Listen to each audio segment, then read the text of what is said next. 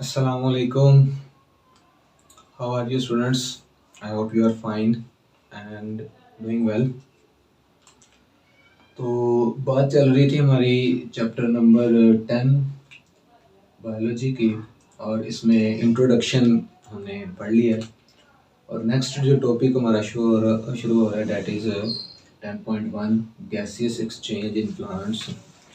और ये long question भी है, आ सकता है पहले चैप्टर में से, तो इसको अब हमने कवर करना है। तो शुरू करते हैं। अच्छा, ये टॉपिक शुरू करने से पहले थोड़ा सा आपको बता दें कि जैसे एनिमल सेल की अगर हम बात करें, तो एनिमल सेल या एनिमल की जो बॉडी है उसमें ऑर्गन और ऑर्गन सिस्टम मौजूद होता है।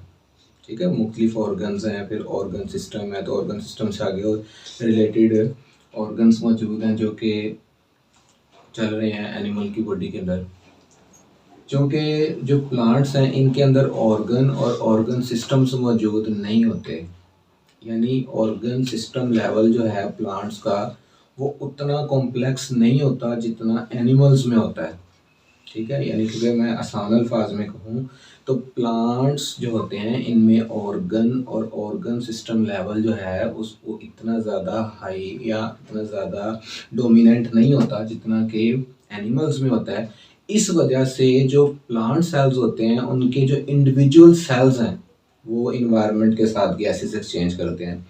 अगर हम एनिमल्स की बात करें तो एनिमल्स के अंदर जो गैसेस एक्सचेंज है वो होता है एक ऑर्गन सिस्टम के ज़रिए। ठीक है, और उसको हम रेस्पिरेटरी सिस्टम कहते हैं, तो उसमें रिलेटेड ऑर्गन्स मौजूद हैं एनिमल्स में। जबकि प्लांट्स के अंदर चूंकि कोई ऑर्गन सिस्टम या ऑर्गन्स मौजूद नहीं है मखसूस जो कि गैसेस एक्सचेंज कर सकें, इसलिए प्लांट सेल्स जो होते हैं वो इंडिविजुअली अपने इन्वायरमेंट के साथ गैसेस एक्सचेंज कर रहे होते हैं। ठीक है, तो इसमें अगर हम बात शुरू करें तो पहली बात यही है कि जो प्लांट्स होते हैं उनके अंदर ऑर्गन और ऑर्गन सिस्टम लेवल जो है वो इतना ज़्यादा डोमिनेंट नहीं होता जितना एनिमल्स में होता है। तो organ and system level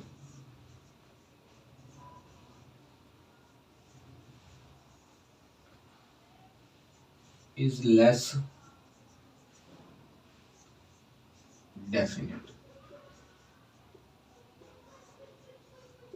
in plants। ठीक है, तो इस वजह से प्लांट सेल का जो हर प्लांट सेल जो है वो इंडिविजुअली इन्वायरमेंट के साथ गैसेस एक्सचेंज करेगा। तो इस हिसाब से फिर अगर हम कैटेगराइज करें तो प्लांट सेल के अंदर जो लीफ सेल्स हैं वो भी गैसेस एक्सचेंज कर रहे हैं इन्वायरमेंट के साथ। फिर इसी तरह से उसके जो रूट्स के सेल्स हैं, जो स्टेम सेल्स हैं, ये सारे सेल्स इंडिविजुअली गैसेस एक्सचेंज करेंगे अपने इन्वायरमेंट के साथ। ठीक है, तो पहले अगर हम बात करें यंग स्टेम्स की और लीव्स की, तो उनमें जो गैसेस एक्सचेंज है वो होता है जी मोस्टली स्टोमेटा के जरिए। यंग स्टेम्स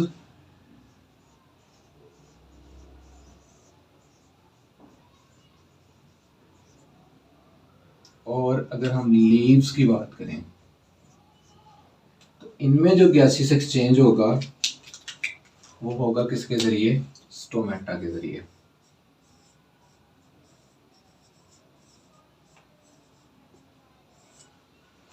स्टोमेटा आप समझ लें कि लीव जो होता है ना, लीव उसकी एपिडर्मिस में मौजूद पोर्स, सुराख होते हैं जिनको गार्ड सेल्स के जरिए कंट्रोल किया जाता है।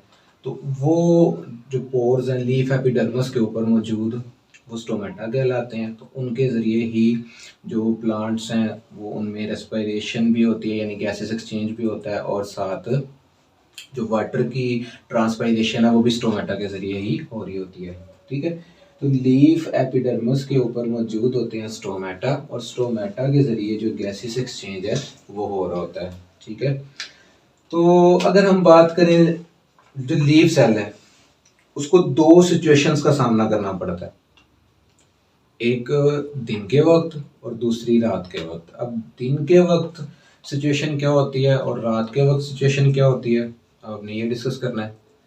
तो याद रखिएगा दिन के वक्त प्लांट की बॉडी में फोटोसिंथेसिस और रेस्पिरेशन दोनों साथ साथ हो रही होती हैं। यानी डे टाइम की अगर हम बात करें तो डे टाइम में दोनों प्रोसेस साथ साथ हो रहे हैं, फोटोसिंथेसिस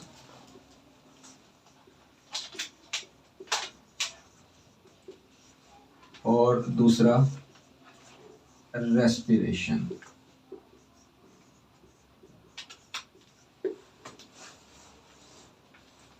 अब हमने उस दिन इंट्रोडक्शन में पढ़ा था कि जो फोटोसिंथेसिस और रेस्पिरेशन है ना, इनका बड़ा गहरा ताल्लुक है आपस में।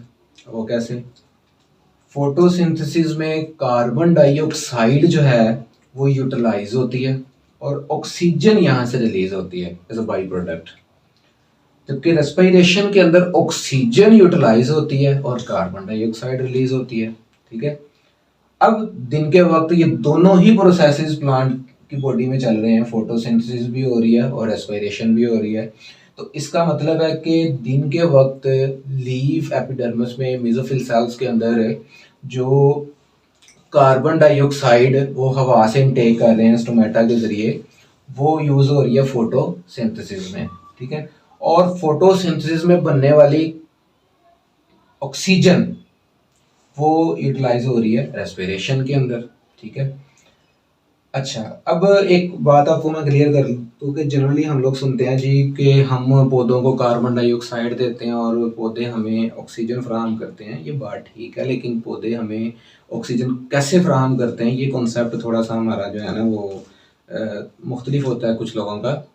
पौधे, क्योंकि पौधों को खुद भी ऑक्सीजन की ज़रूरत होती है, तो इसका ये हरगिज़ मतलब नहीं है कि पौधों को ऑक्सीजन की ज़रूरत नहीं होती, वो हमें ऑक्सीजन दे देते हैं और खुद उन्हें कार्बन डाइऑक्साइड चाहिए होती है। ऐसी कोई बात नहीं होती। प्लांट्स को ऑक्सीजन की ज़रूरत होती है क्योंकि रेस्पिरेशन का अमल प्लांट्स में भी होता है। तो अब पौधे क्या करते हैं कि वो रेस्पिरेशन में पहले ऑक्सीजन को यूटिलाइज करते हैं, जो फोटोसिंथेसिस में बनी थी वो ऑक्सीजन पहले रेस्पिरेशन में यूटिलाइज होती है। उसके बाद जो एक्स्ट्रा अमाउंट ऑफ ऑक्सीजन होती है, जो उसके पास एक्स्ट्रा बच जाती है, वो उसको फिर एनवायरनमेंट में रिलीज करते हैं। ठीक है, तो ये भी जरा देख लीजिएगा कि दिन के वक्त फोटोसिंथेसिस और रेस्पिरेशन साइड बाय साइड चल रही हैं। तो फोटोसिंथेसिस में प्रोड्यूस होने वाली जो ऑक्सीजन है वो रेस्पिरेशन में इस्तेमाल हो रही है, और प्लांट में जो रेस्पिरेशन में कार्बन डाइऑक्साइड प्रोड्यूस हो रही है तो बाई प्रोडक्ट वो ऑक्सीजन में, ये फोटोसिंथेसिस में इस्तेमाल हो रही है। तो दिन के वक्त पौधे कोई भी गैस जो है उसको रिलीज नहीं करते। दिन के वक्त कोई ऑक्सीजन जो है इतनी ज़्यादा रिलीज नहीं कर रहे होते, वो बहुत कम क्वांटिटी में जो एक्स्ट्रा अमाउंट ऑफ ऑक्सीजन होती है वो रिलीज करते हैं। तो ये मंजर आता है दिन के वक्त का। अब जरा थोड़ा सा कंपैरिजन कर लेते हैं नाइट टाइम का, कि डे टाइम में तो हो गया, अब नाइट है तो चूंकि आपको पता है कि रात का वक्त है तो there will be no light, sunlight नहीं होगी, तो फोटोसिंथेसिस का जो प्रोसेस है वो रात को नहीं होगा। अब रात को सिर्फ जो प्रोसेस होगा वो कौन सा होगा? रेस्पिरेशन का। अब देखिए, पौधे को रेस्पिरेशन के लिए किस गैस की जरूरत है? ऑक्सीजन की। ठीक है, तो अब प्लांट उल्टा काम शुरू करेगा, वो ये करेगा कि इन्वायरमेंट से ऑक्सीजन को लेना शुरू कर देगा और कार्बन डाइऑक्साइड को इन्वायरमेंट में रिलीज करना शुरू कर देगा। अब रात के वक्त पौधे ने अपना काम इन्वर्स कर दिया, उलट कर दिया। क्या मतलब? क्योंकि रात के वक्त सिर्फ फोटोसिंथेसिस हो रही है, लाइट नहीं, सॉरी रेस्पिरेशन हो रही है, लाइट नहीं है तो फोटोसिंथेसिस नहीं हो रही। इस वजह से जो प्लांट्स हैं वो फिर रेस्पिरेशन कर रहे हैं और उन्हें ऑक्सीजन की ज़रूरत है, तो वो ऑक्सीजन को यूटिलाइज कर रहे हैं। और कार्बन डाइऑक्साइड जो कि उनके लिए एक्सेस है, वो कार्बन डाइऑक्साइड का तो इस्तेमाल ही कोई नहीं रात के वक्त, वो तो फोटोसिंथेसिस में इस्तेमाल होती है। तो अब फोटोसिंथेसिस हो कोई नहीं रही, इस वजह से प्लांट उस कार्बन डाइऑक्साइड को इन्वायरमेंट में रिलीज कर देते हैं। इसलिए कहा जाता है कि रात के वक्त प्लांट्स जहाँ पर ज़्यादा हों वहाँ पर नहीं सोना चाहिए या उनके पास रहना चाहिए। उसकी वजह यही होती है कि रात के वक्त जो प्लांट्स होते हैं वो उल्टा काम कर रहे होते हैं, वो इन्वायरमेंट के अंदर कार्बन डाइऑक्साइड को रिलीज कर रहे होते हैं और इन्वायरमेंट से ऑक्सीजन को टेक कर रहे होते हैं। ठीक है, तो ये दो सिचुएशंस हैं जिनको आपने देखना है कि जो लीफ सेलर्स को ये दो सिचुएशंस फेस करनी पड़ती हैं, दिन के वक्त और रात के वक्त। तो दोनों में क्या प्रोसेसेस होते हैं वो हमने यहाँ पे देख लिए।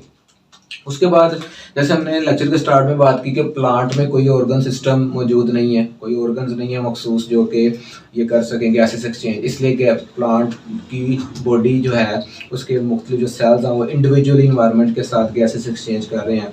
तो इसमें यंग स्टेम्स और लीव्स की बात तो हो गई। उसके बाद अगर हम बात करें कि जो बड़े वुडी दरख्त होते हैं, लकड़ी वाले दरख्त वुडी, ठीक है, मेच्योर वुडी जो दरख्त हैं, उनमें गैसेस एक्सचेंज कैसे होता है स्टेम के अंदर। तो हम जानते हैं कि जो दरख्त होता है ना वुडी, जो बहुत उम्र दराज दरख्त होता है और बहुत ही उसमें लकड़ी, तो उसकी जो स्टेम होती है ना उसके ऊपर छाल होती है जिसको हम इंग्लिश में बार्क कहते हैं, ठीक है। उसकी बार्क के अंदर बारीक बारीक पोर्स होते हैं जिनको लेंटिसेल्स कहा जाता है, ठीक है। तो अगर हम बात करें वुडी स्टेम्स की, तो वुडी स्टेम्स के अंदर जो गैसेस एक्सचेंज है वो उसकी छाल यानी बार के अंदर बारीक बारीक पोर्स होते हैं, उन पोर्स को नाम लिया जाता है लेंटिसेल्स का। तो वहां पर गैसेस एक्सचेंज लेंटिसेल्स के जरिए हो रहा होता है, ठीक है। और इसी तरह से रूट्स की बात करें तो रूट्स के अंदर जो गैसेस एक्सचेंज है वो रूट सेल्स जो हैं वो कर रहे होते हैं। मिट्टी में मौजूद जो एब्जॉर्ब्ड गैसेस होती हैं वो वहाँ से गैसेस एक्सचेंज जो है वो कर रहे होते हैं अपना। और इसी तरह से जो एक्वेटिक प्लांट्स होते हैं, ऐसे प्लांट्स जो पानी के अंदर मौजूद होते हैं, वो फिर अपना जो गैसेस एक्सचेंज है वो पानी में मौजूद जो डिजॉल्व्ड गैसेस होती हैं उनके ज़रिए कर रहे होते हैं, ठीक है। तो ये यहाँ से ये बात हमें पता चलती है कि जो प्लांट की बॉडी है उसके तकरीबन तमाम पार्ट्स ऑफ कह लें, तमाम सेल्स जो है ना वो इन्वायरमेंट के साथ गैसेस एक्सचेंज करें क्योंकि इनमें कोई ऑर्गन या ऑर्गन सिस्टम मौजूद नहीं होता, ठीक है। तो अब आपके सामने ये डायग्राम आएगी, तो अब उसमें डायग्राम ये आपकी बुक में बनी हुई है, तो आप इसमें देखें कि ये आपको क्रॉस सेक्शन दिखाया गया लीफ सेल का, ठीक है, एक लीफ का क्रॉस सेक्शन दिखाया गया। तो इसमें अगर आप देखें तो उसकी सबसे अपर लेयर को क्यूटिकल कहा गया, ठीक है। क्यूटिकल के बाद फिर आप देख रहे हो कि उसके अंदर उसने आपको उसका क्रॉस सेक्शन इंटरनल स्ट्रक्चर दिखाया। इंटरनल स्ट्रक्चर में देखें आपको एयर स्पेसेस नजर आ रही हैं, ठीक है। मेसोफिल सेल्स के अंदर पहले आपको मेसोफिल सेल्स नजर आ रहे हैं और उन मेसोफिल सेल्स के अंदर आपको एयर स्पेसेस, और देखिए उसकी लोअर एपिडर्मिस के अंदर आपको ये पोर नजर आ रहा है जो कि गार्ड सेल्स के जरिए गवर्न किया जा रहा है, जिसको हम स्टोमेटा कह रहे हैं, ठीक है। लोअर एपिडर्मिस आपको नजर आ रहा हो। तो यहाँ से जो गैसियस एक्सचेंज है वो हो रहा है स्टोमेटा के जरिए, जो गैसेस हैं वो एक्सचेंज हो रही हैं लीफ सेल के अंदर। और फिर अंदर जब वो गैसेस अंदर आ रही हैं तो अंदर आपको देख रहे हो कि जो मेसोफिल सेल्स हैं उनके अंदर एयर स्पेसेस मौजूद हैं जहाँ पर आगे गैसेस एक्सचेंज होना है, और यहीं से ही अगर एक्स्ट्रा अमाउंट ऑफ ऑक्सीजन जो भी कार्बन डाइऑक्साइड है वो यहीं से रिमूव होनी है स्टोमेटा के जरिए, और यहीं से ही वो प्लांट में इन होनी है। तो ये आपको एक क्रॉस सेक्शन बना के यहाँ पर दिखाया गया है। तो ये डायग्राम है, ये बना दीजिएगा पेपर में, ठीक है। तो यहाँ पे आके हमारा ये टॉपिक जो है वो कंप्लीट हो जाता है। और अगर आपको किसी पॉइंट की समझ ना लगी हो, कोई सवाल आपका हो, तो आप कमेंट सेक्शन में पूछ सकते हो। चैनल को सब्सक्राइब कर दीजिएगा। दुआ में याद रखिएगा। अल्लाह हाफिज़।